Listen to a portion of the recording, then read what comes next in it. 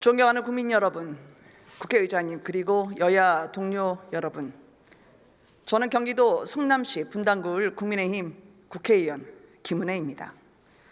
지난 12.3 계엄과 대통령 한덕수 권한대행 탄핵소추안 통과 이후에 대한민국 정치는 혼돈을 거듭했습니다. 국정은 마비 상태였습니다. 국민의 선택을 받아 이 자리에 선 정치인의 한 사람으로서 송구하다는 말씀을 먼저 드립니다. 정치가 아무리 혼란하다 해도 국민의 삶은 혼란해서는 안 됩니다. 정치가 아무리 꽉 막혔다 해도 대한민국 경제는 전진해야 합니다.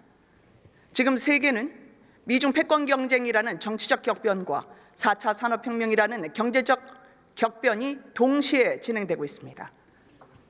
우리는 저 앞에 두 겹의 거대한 파도를 마주하고 있습니다. 이 파도를 타고 넘어갈지 아니면 이 파도에 삼켜질지 선택의 기로에 있는 것입니다. 그 어느 때보다 한미동맹 그리고 협력산업의 확대 그리고 대한민국 산업 경쟁력 확보와 혁신이 중요합니다. 지금 여기 와 계신 국무위원들께서는 전국이 혼란스럽더라도 국민의 삶 그리고 대한민국의 장래를 위해서 최선을 다해 주실 것을 간절하게 호소합니다. 최상목 대행님 나와 주십시오. 최상목 부총리 겸 기획재정부 장관이 답변을 위해 단상 앞에 섰습니다. 국민의힘 김은혜 의원은 질문을 위해 단상의 위치를 조정하고 있습니다. 장관님, 국토보유세 들어보셨죠? 부동산 보유를 하면 재산세와 별도로 부과하는 징벌적 이중과세입니다.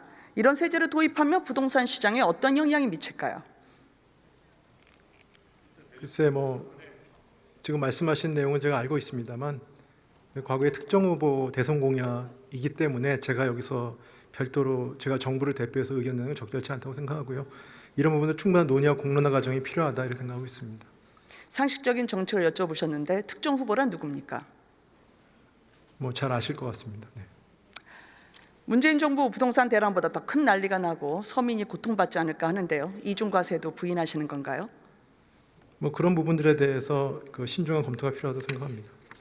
지난 대선 전에 이재명 후보는 부동산 불로소득 전액 환수 그리고 국토보유세를 주장했습니다. 그런데 제가 보니까요, 정작 본인은 자택 재건축 로또를 맞았습니다. 3억여 원으로 매입해서 현재 시세가 약 30억 원입니다. 그러니까 이미 10배의 시세 차익인데 재건축까지 되면 수십억의 수익이 예상됩니다. 요즘 들어서 성장하시는데 성장한 건 개인 재산이더라고요. 저는 재건축으로 집값이 올라서 자산이 늘어나는 건 보호받아야 할 권리라고 생각을 합니다.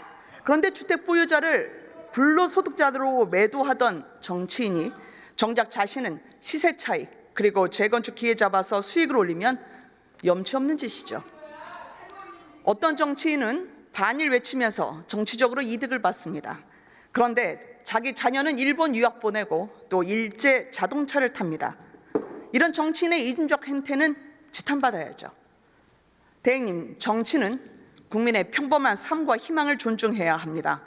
열심히 일하고 좋은 투자 기회 살려서 돈 벌고 그렇게 해서 자녀 키우고 싶은 마음 다 똑같습니다. 그렇죠? 이런 사람들, 국민들을 투기 세력으로 몰아서 징벌적 과세하고 손가락질하는 위선적 정치는 제발 그만둬야 합니다. 대행님, 정치인은 자신이 지킬 수 있는 주장과 정책을 내세워야 한다고 저는 생각합니다. 국민 앞에서는 불로소득 비판하면서 국민 뒤에서는 재건축 기회 챙기고 그래서야 되겠습니까? 저는 정치인이 정책을 만들 때는 자신도 지킬 수 있는 정책을 제출해야 한다고 생각하는데 대행님께서는 어떻게 생각하십니까? 그래서 일반적으로는 동의합니다만 제가 답변할 위치에 있지 않은 것 같습니다. 이번에 제가 트럼프 대통령 취임식을 다녀왔습니다. 네. 트럼프 대통령 뒤에는 보시는 것처럼 국회의원이나 관료가 아니라 시가총액이 2,000조가 넘는 AI 기업인들이 있었습니다. 제가 만난 트럼프 캠프 관계자와 의회 의원들은 세계 최고 수준의 우리 조선과 원전, 방산, 또 반도체 협력을 희망했습니다. 한미동맹은 외교를 넘어서 경제 안보 전반으로 확대돼야 되죠. 동의하시죠? 네, 그렇습니다. 상호 윈윈하는 한미동맹 강화를 위해서는 트럼프 행정부 초기, 지금이 골든타임입니다. 원전 반도체와 더불어서 트럼프 행정부가 전략적으로 가장 협력을 희망하는 분야가 조선입니다. 이 조선업 관련해서 미국에서는 함정을 대한민국에서도 건조할 수 있도록 하는 입법안을 제출했습니다. 우리 국회에서는 제가 첨단 조선을 국가전략기술로 지정하는 법안을 발의를 작년에 했는데 아직 통과를 못했습니다. 이번 정부는 조선 산업에 대해서는 어떤 지원책을 마련하고 계십니까? 그 말씀하신 것처럼 지금 새로운 트럼프 행정부와의 협력 관계에서 조선이 저한테는 중요한 산업이라고 생각하고 있습니다. 그래서 그런 부분들에 최대한 제가 협력의 시너지를 최대한 확대할 수 있도록 여러 가지 준비를 하고 있습니다. 네. 또한 미국이 이제 안정적인 전력을 위해서 소형 모듈 원전 협력을 구상하는데요. 네. 미국의 설계나 우리의 시공 운영 능력이 합쳐지면 세계적인 시너지를 낼 수 있다고 봅니다. 원전에 대한 지원은 어떻게 하실 계획이십니까? 네, 이런 부분들도 이번에 신정부 출범 중에 기회 요인 중에 하나가 원전으로 저희가 알고 있습니다. 그래서 그런 부분들에 대해서 한국의 원전의 어떤 우수성이 있고 그 부분을 미국에서도 익히 알고 있기 때문에 중요한 협력 아젠다가 될 수 있다고 생각하고 있습니다. 제가 우리 기업들을 만나보니까 미국과의 소통 통로가 마땅치 않아 애태우고 있던데요. 대행님 혹시 미국에 우리 정부 실무단을 파견할 계획은 없으신가요? 지금 대행 체제이기 때문에 아무래도 여러 가지로 제약이 있는 건 사실입니다. 그렇지만 아직 저희가 장관급과 그다음에 고위 실무급에서 협의는 계속 하고 있고요.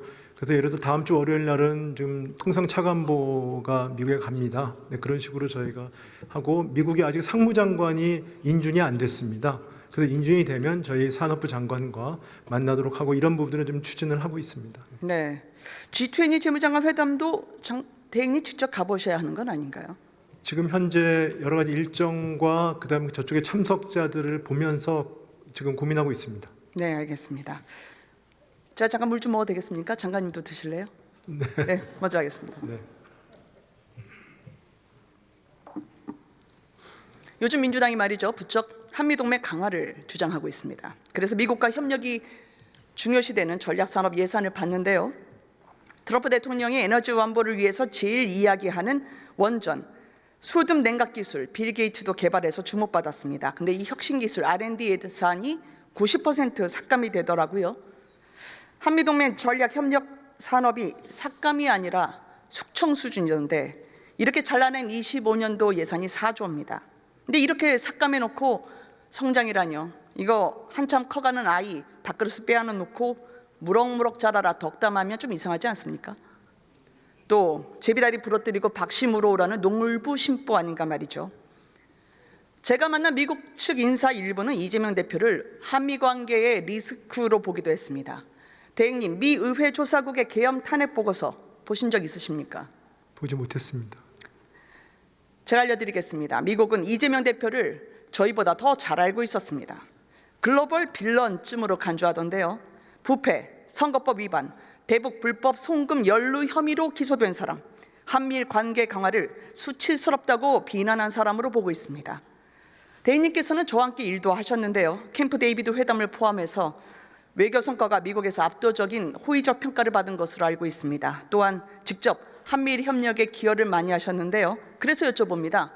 한미일 협력 수치스러운 일입니까? 저희한테 굉장히 필요하고 꼭 해야 된다고 생각하고 있습니다.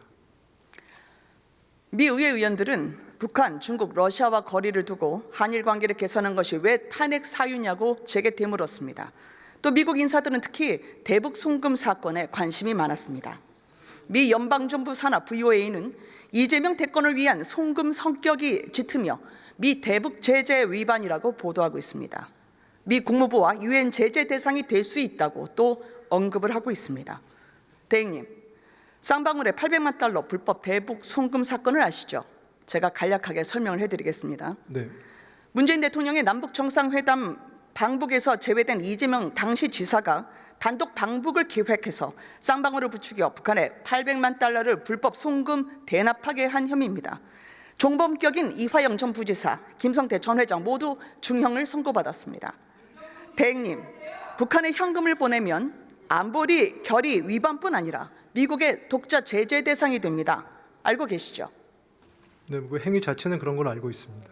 쉽게 말하면 미 동맹국의 유력한 대통령 후보가 미국 입국이 금지되는 블랙리스트에 오를 중대 범죄 피의자로 간주되는 겁니다. 글로벌 빌런 때문에 대한민국이 글로벌 망신거리가 되는 거죠. 어떻게 생각하십니까? 뭐 제가 그 사실관계는 정확히 모르기 때문에 답변 드리기 좀 어렵습니다. 제가 만난 미국 측 인사들은 결국 이재명 대표가 대북 송금 우두머리냐고 물었습니다.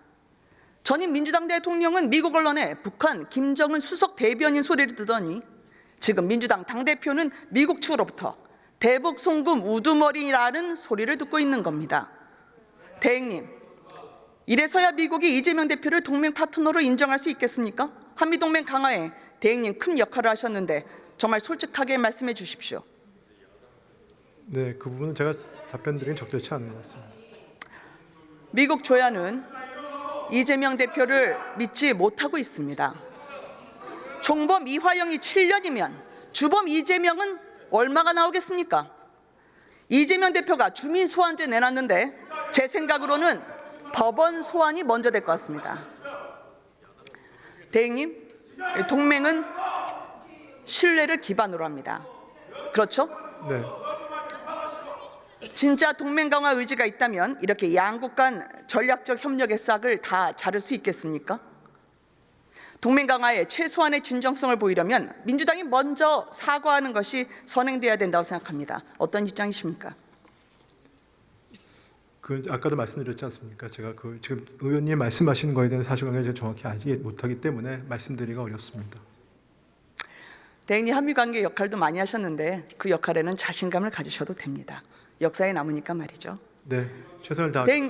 네, 공직 생활을 하시면서요 이번처럼 무지막지한 정부 예산 삭감 일반 통과를 보신 적이 있나요? 뭐 일단은 뭐 그 감액 예산은 처음입니다. 동맹 강화가 거짓이 아니라면 저는 삭감한 예산 원상 복구해야 된다고 생각합니다. 주무장관으로 어떻게 생각하십니까? 뭐 일단 국정협의회에서 같이 논의해야 될 사항이라고 생각합니다. 오직 정쟁 목표를 위해서 국가적 전략산업 씨를 말리고 이것 때문에 한미동맹 강화도 지장을 받습니다. 정부 예산은 당당했잖아요. 한미동맹을 위해서 필요한 예산 아니었습니까? 네, 필요한 예산입니다. 무엇보다 이재명 대표에 대한 대북 송금 사건의 우두머리라는 미국의 평가는 한미동맹의 리스크입니다. 이재명 대표의 존재 자체가 내후 외환을 이야기하고 있는 것입니다. 저는 우리 국민은 돈을 나눠주고 환심을 사는 나라를 바라지 않는다고 생각합니다. 그렇게 또 믿고요. 시혜적 포퓰리즘에 길들여지는 나라가 아닌 한미동맹이 주는 가치 그대로 공정한 기회, 땅의 가치를 믿는 나라라고 저는 믿고 싶습니다. 대행님, 헌법재판소와 관련해서 한 가지만 여쭙겠습니다. 속도전에 우려하는 국민들이 많으신데요. 대통령의 재판관 임명권을 헌재가 결정한다면 저는 헌재의 셀프 임명이자 상권분리 원칙의 심각한 훼손이라고 생각합니다. 지난 특위 때 말씀하신 헌재는 여야 합의를 확인해주는 기관이 아니라는 말씀은 무슨 뜻입니까? 헌법재판소가 그 사실관계를 확인해주는 기관은 아니다 이런 말씀을 드린 걸로 저는 기억합니다. 네. 여야 합의가 중요하다는 말씀이셨나요? 뭐 그거는 의원님께서 뭐 판단하시죠. 무엇보다 적법 절차의 원칙과 법 앞의 평등을 준수하는 것이 대한민국 운명이 결정된 헌법재판소 결정에서 갈등을 치유하는 노력의 일환이라고 생각합니다. 한덕수 총리의 탄핵 의결 정족수가 마흔여 후보자 권한쟁의보다 뒤로 뒤처지는 데에 대한 국민들의 우려가 크고요. 들어가셔도 좋습니다. 네.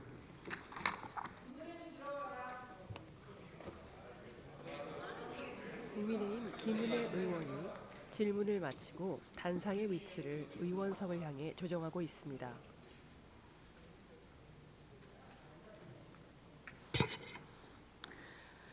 혁신과 도전을 비웃고 조롱하는 잔치는 그 정치로는 인공지능 그리고 기술 전쟁의 시대를 헤쳐나갈 수가 없습니다. 모두 다 아시는 거죠. 고속도로를 놓고 또 산업을 일으키고 불모지 해외 시장을 개척해온 대한민국의 정신이 절실한 이유이기도 합니다.